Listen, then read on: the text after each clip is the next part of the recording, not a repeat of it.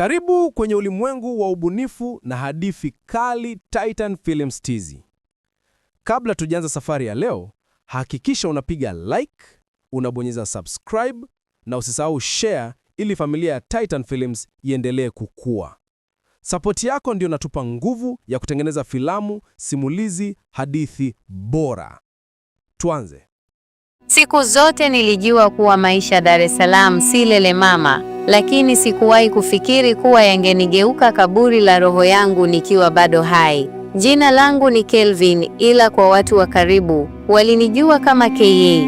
Niliishi Sinza, kwenye chumba cha kupanga chenye dirisha lililopasuka pembeni, hewa ya joto ikizunguka kana kwamba pepo wa jua walikuwa wakipumulia ndani.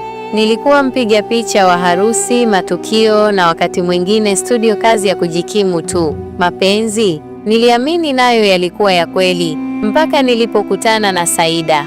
Saida, mrembo wa Kiswahili damu, macho yake yalikuwa kama usiku wa mwezi, na sauti yake ilikuwa na ule mtetemo unaokuingia mpaka kwenye uti wa mgongo. Alikuwa tofauti. Tulikutana kwa bahati mbaya, au bahati mbaya ilijificha kama bahati nzuri. Ilikuwa usiku mmoja wa mvua, nilikuwa narudi kutoka kazi ya kupiga picha kwenye harusi maeneo ya Tabata.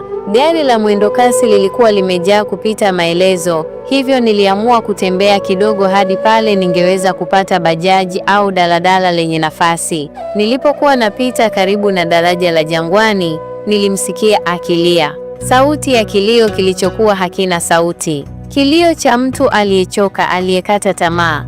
Alikuwa amekaa chini ya daraja, akijikinga na mvua kwa kanga yake ya bluu. Nilimsogelea taratibu. "Samahani dada, uko sawa?" niliuliza, nikijua fika kuwa swali hilo halitoshi kubeba maumivu aliyokuwa nayo. Alinitazama muda kidogo, macho yake yalikuwa mekundu, lakini haikuwa tu kwa kilio. Kulikuwa na kitu kingine, kitu kisichoelezeka. Kama alikuwa mtu wa kawaida, basi alikuwa amebeba historia isiyo ya kawaida. "Nisaidie tafadhali," aliniambia. Saida.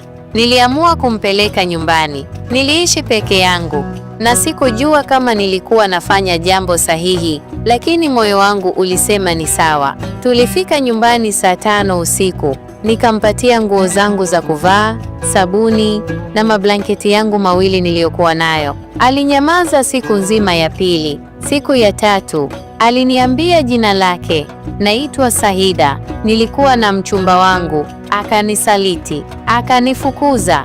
Sina ndugu, sina pa kwenda." Sikujua kwa nini, lakini nilimwamini. Tulianza maisha pamoja. Taratibu akawa sehemu ya kila kitu changu. Alikuwa mpole, mnyenyekevu na mwenye upendo, angalau hivyo nilidhani.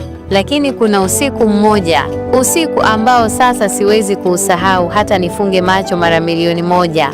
Nilikuwa nimelala, nikasikia sauti ya mlango ukifunguliwa taratibu. Niliinuka, nikafikiri ni Saida, lakini sikumwona. Chumba kilikuwa kimya. Nilipotoka nje, nikamwona Saida akizungumza na mtu, lakini hakuwa mtu wa kawaida. Alikuwa amevaa koti la ngozi jeusi na macho yake yalikuwa meupe yote, bila mboni.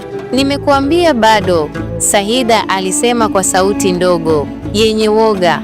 Mtu huyo aligeuka kunitazama. Nilihisi baridi kali ya ghafla ikapita mwilini mwangu, kisha ghafla wakaishiwa kama moshi. Nilipomhoji Saida asubuhi, aliniambia nilikuwa naota, lakini nilikumbuka harufu ya mkaa iliyobaki mlangoni, harufu ambayo haikuwa ya kawaida.